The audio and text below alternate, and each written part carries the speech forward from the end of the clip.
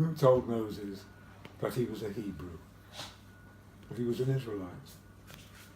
You say, well, it's obvious. His mummy, his birth mother, Yocheved, while she was feeding him, she said to him, "You're a nice little Jewish boy." But I'm not convinced on that one.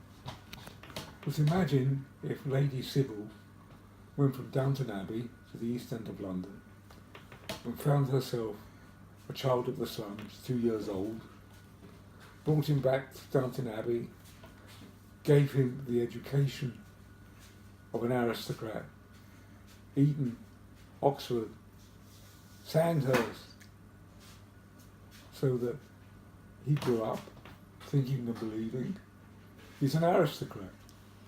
Any knowledge of his Israelite origins would have been completely overlaid by his new personality. Moses was brought up as an Egyptian prince, highest education, military training, political experience.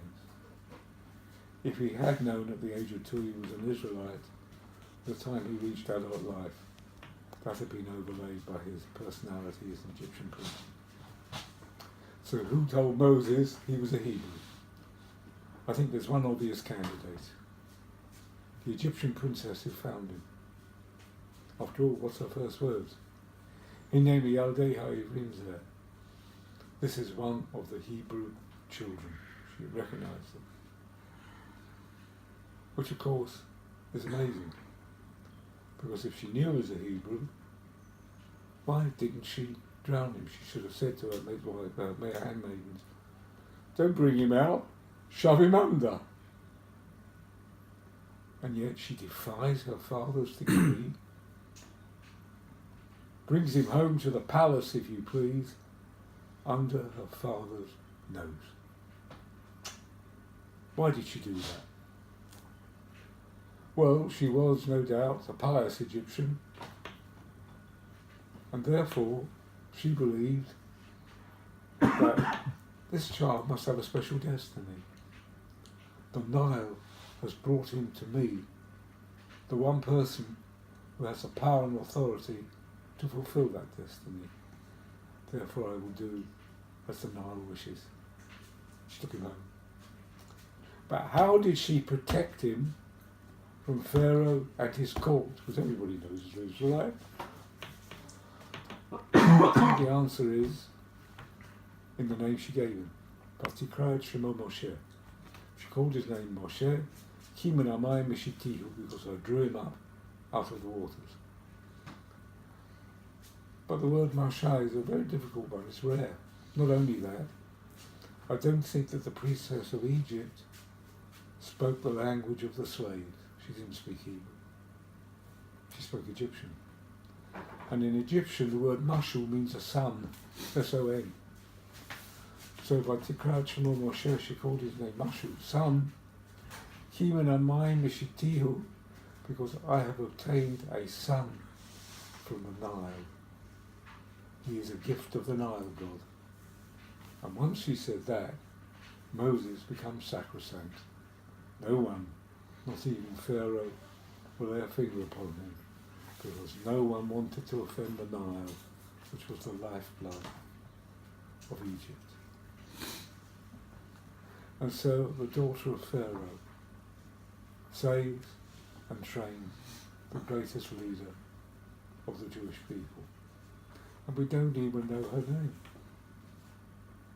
But the rabbis say, we record her for posterity, because for all time, this great man is not known by the name his mother must have given him, Tufia, but his name is known as Moshe, the name of the Egyptian princess. So whenever we mention his name, we remember her. In that way we show our gratitude, and we have given her immortality. However, the Egyptian princess does have a message for our age, for our generation, because we are living at a time when the cacophony of the hymns of hatred are being heard once again on both sides of the Atlantic. the age-old prejudice and hostility which destroyed millions of souls in the last century are re-emerging, which indicates that man has not learned the lesson of history and therefore he is destined to repeat his mistakes. So I sympathise with the psalmist when he says, Ki kol adam kozev, all men are liars, humanity is incorrigible.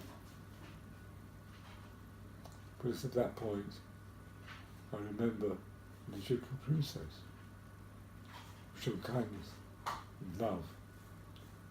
And it makes me realise that God has invested all humanity with a capacity for infinite good as well as infinite evil.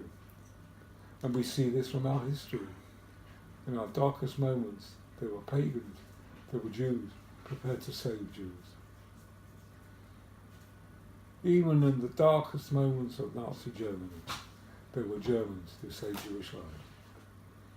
Although the Roman Catholic Church is a repository of anti-Semitism, there were Catholic priests and nuns who rescued Jews. I have to mention one of them, Cardinal Karol Wojtyla. You would know him better as Pope John Paul II.